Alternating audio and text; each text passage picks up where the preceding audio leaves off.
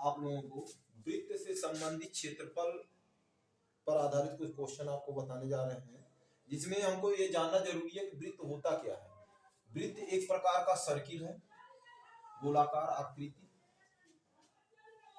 जिसमें एक केंद्र होता है और एक त्रिज्या होती है। केंद्र जिसको हम O कहते हैं और त्रिज्या एक होती है जिसको स्मॉल r से कहते हैं। यानी कि वृत्त की त्रिज्या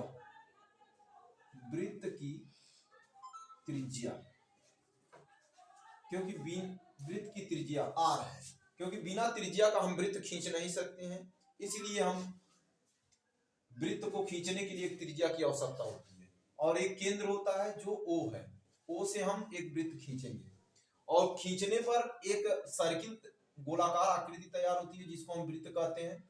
ये आकृति जो तैयार होती है यहाँ से और ये चलते हैं यहाँ तक, इस बिंदु तक आते हैं, तो उसको हम कहते हैं वृत्त की परिधि। यानी क्या कहते हैं? वृत्त की परिधि। वृत्त की परिधि। अब वृत्त की परिधि का फार्मूला क्या है? इसका फार्मूला है 2 पाई r, यानी कि वृत्त की परिधि, या हम कह सकते हैं वृत्त का परिमाप। वृत्त की परिधि या वृत्त का परिमाप का फार्मूला है 2 पाई r। अब उसके बाद इसमें होता है एक व्यास। ये तो परिधि हो गया, यानी सर्किल के चारों तरफ की राउंडिंग। एक होता है वृत्त का व्यास। वृत्त का व्यास, तो वृत्त का व्यास जो होता है वह त्रिज्या के 2 गुने के बराबर होता है, यानी 2 गुणे r बराबर 2r। तो ये हो गए वृत्त का व्यास। अब इस पे आधारित हमको क्षेत्रफल ज्ञात करना है। अब वृत्त में पर आधारित हमको क्षेत्रफल ज्ञात करने के लिए इसमें 2 चीजें होती है। एक तो वृत्त की त्रिज्यखंड। अब वृत्त की त्रिज्यखंड का क्या मतलब है? एक वृत्त है जो त्रिज्या के द्वारा, या केंद्र हो गया, जो त्रिज्या के द्वारा कटा होता है, उसे हम वृत्तखंड कहते हैं। यानी कि एक वृत्तखंड हो गया हमारा, मान लिया गया ये O है A और ये हो गया B, यानी एक त्रिज्यखंड हो गया AOB, यानी कि त्रिज्यखंड। त्रिज्यखंड क्या है? AOB है। त्रिज्यखंड हमारा AOB है। और यहाँ पर जब हम वृत्त पर त्रिज्यखंड काटते हैं तो यहाँ पर एक कोण बनता है जिसको हम थीटा कहते हैं। कोण बनता है, यानी कि कोण, तो कोण जो बनता है उसको हम कहते हैं थीटा। अब थीटा का मान कुछ भी हो सकता है, 0 अंश से लगा करके 180 अंश से कम। त्रिज्यखंड का मतलब होता है 180 अंश से कम, या त्रिज्यखंड और भी अधिक हो सकता है। एक लघु त्रिज्यखंड होता है और एक दीर्घ त्रिज्यखंड होता है। यानी त्रिज्यखंड 2 तरह से होते हैं। त्रिज्यखंड जो होते हैं, त्रिज्यखंड जो होते हैं, एक होता है लघु त्रिज्यखंड और दूसरा होता है दीर्घ त्रिज्यखंड। अब लघु त्रिज्यखंड का मतलब होता है केंद्र पर बना ऐसा कोण जो 180 अंश से कम, यानी कि 180 अंश से कम रहेगा तो लघु, और 180 अंश से जब अधिक कोण बनाएगा तो उसे हम त्रिज्यखंड कहेंगे। अब इस पर आधारित, अब इस पे हमको इस त्रिज्यखंड का क्षेत्रफल ज्ञात करना है, तो लिखेंगे। अब इसके लिए फार्मूला है त्रिज्यखंड का क्षेत्रफल। त्रिज्यखंड का क्षेत्रफल बराबर थीटा बटे 360 गुणे, खंड का क्षेत्रफल बराबर 360 गुणे पाई r स्क्वायर, यानी कि यह हो जाएगा थीटा पाई r स्क्वायर बटे 360। अब इसी पर हम क्वेश्चन को सॉल्व करेंगे।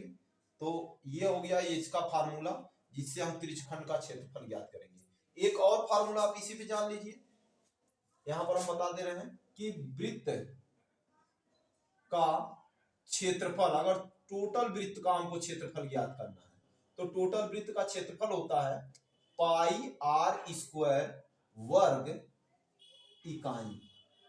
यानी कि हमको त्रिज्या पता है, तो त्रिज्या का मान रख करके पाई का मान ऑलरेडी मान जो होता है, पाई बराबर हम मान रखते हैं, पाई बराबर 22/7, या हम कहीं कहीं मान रख देते हैं 3.14, और इसके इसी पर आधारित हम पाई का मान रखेंगे और रख करके हम वृत्त का क्षेत्रफल भी ज्ञात कर सकते हैं और त्रिज्यखंड का क्षेत्रफल ज्ञात कर सकते हैं।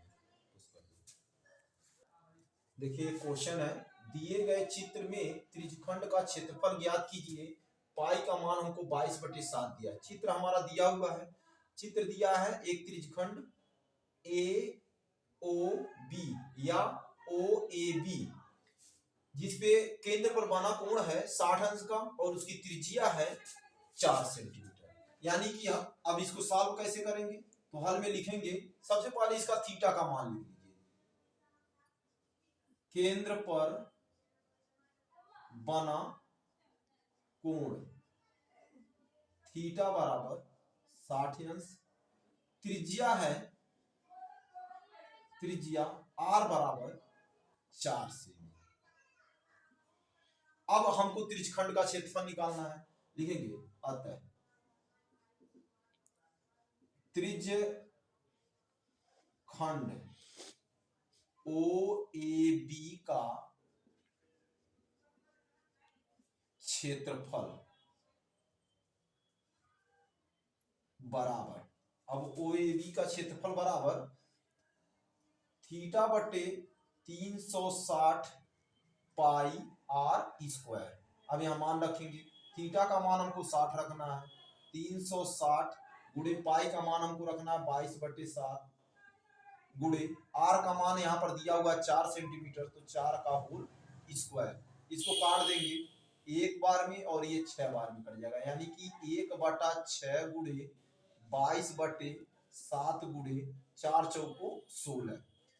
अब यहाँ पर काटने लायक कोई संख्या है तो ये 6 जो है, और यहाँ पर देखो 22 है, यहाँ पर 16 है, तो हम काट सकते हैं। कितने बार में कटेगा, 3 बार में, 3 दूना 6 और 11 दूना 22। अब 11 का गुणा 16 में कर देंगे, 11 छके 66, 11 करना में 11 और 6 17, 176/21। अब 21 से हम 176 को काटेंगे तो भाग दे दिया जाए, 21 से 176 8 बार किया जाए, 8 के नम 8, 8 दूना 16, यानी बचेगा कितना 8, ये कट जाएगा, 10 में लगा देंगे, 0 बढ़ जाएगा, 21 3, यानी कि ये हो जाएगा 8.3 सेमी स्क्वायर, यही हो जाएगा इसका